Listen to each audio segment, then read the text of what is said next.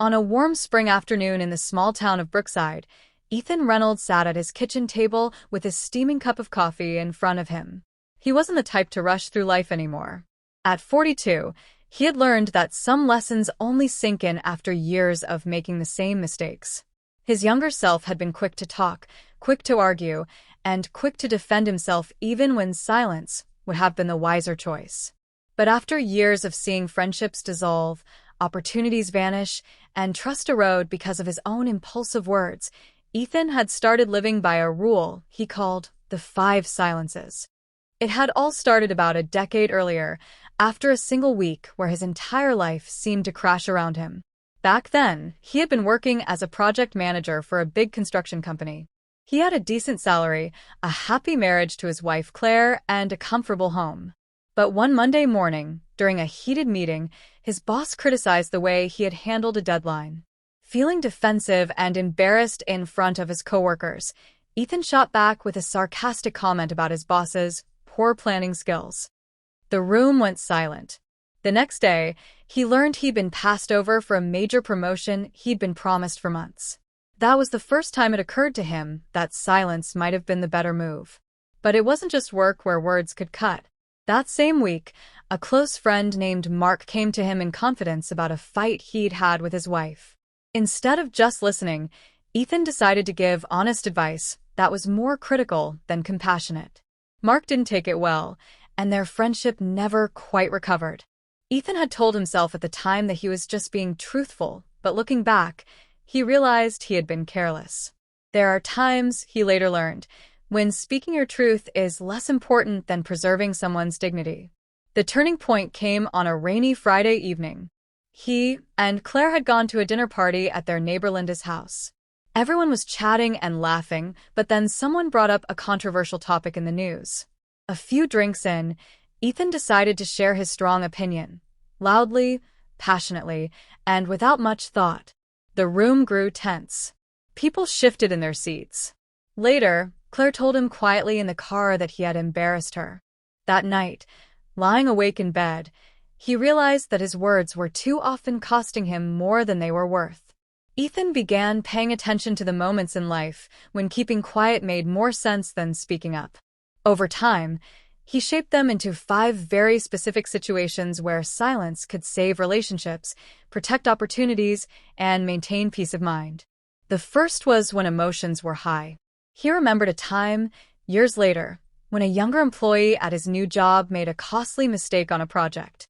The old Ethan would have confronted him immediately, probably with frustration in his tone.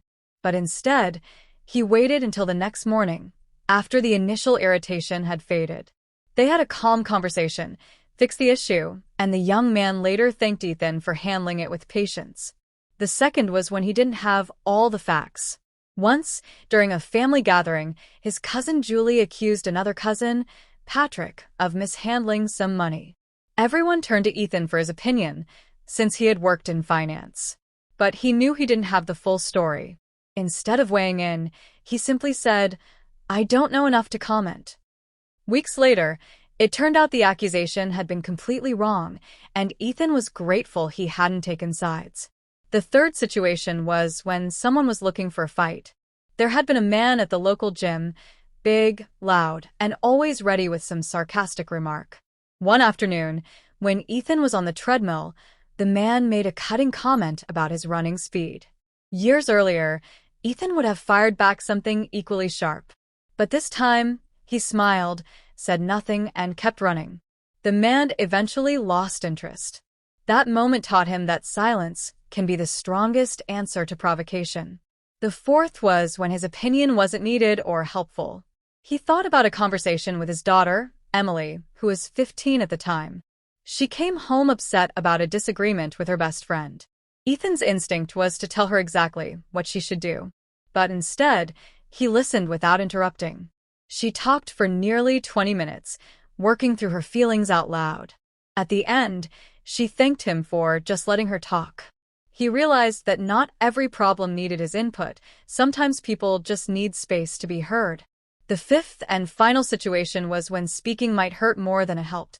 Ethan remembered standing in line at the grocery store behind a man who was clearly having a bad day, snapping at the cashier, muttering under his breath. Ethan wanted to tell him to calm down, but then he noticed the man's eyes were red and tired. Maybe he'd just lost someone. Maybe he was struggling in ways Ethan couldn't see. Instead of adding to his burden, Ethan stayed silent, gave the cashier a kind smile, and walked out. These lessons didn't turn Ethan into a quiet man. He still enjoyed conversation, still laughed loudly with friends, still shared stories. But he became more intentional with his words.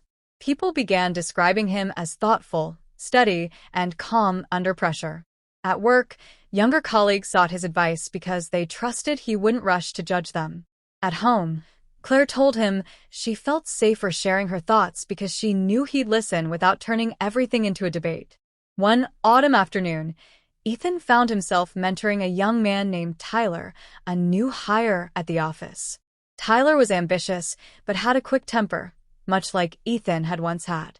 After a tense meeting where Tyler argued with a client, Ethan took him aside and shared his 5 silences, not as rules, but as guiding moments when holding your tongue can change the outcome. Tyler listened intently, and over the following months, Ethan saw him slowly applying those lessons. Years later, when Ethan looked back at his life, he realized that silence had never cost him anything important, but speaking too soon often had. The power of his restraint wasn't about weakness or avoidance. It was about choosing peace over pride, understanding over assumption, and patience over impulse. In a world that constantly urged people to speak their minds, Ethan had learned that sometimes the most powerful thing you can say is nothing at all. The quiet wisdom he'd gathered over the years didn't just change how others saw him, it changed how he saw himself. He no longer felt the need to prove his worth through arguments or clever retorts. He valued the space between words, the calm that followed restraint, and the trust that grew when people knew their thoughts were safe with him. And though he never set out to teach anyone else, the people around him began to notice the difference silence could make. 2. Ethan's journey wasn't about becoming invisible or voiceless. It was about realizing that every word carries weight.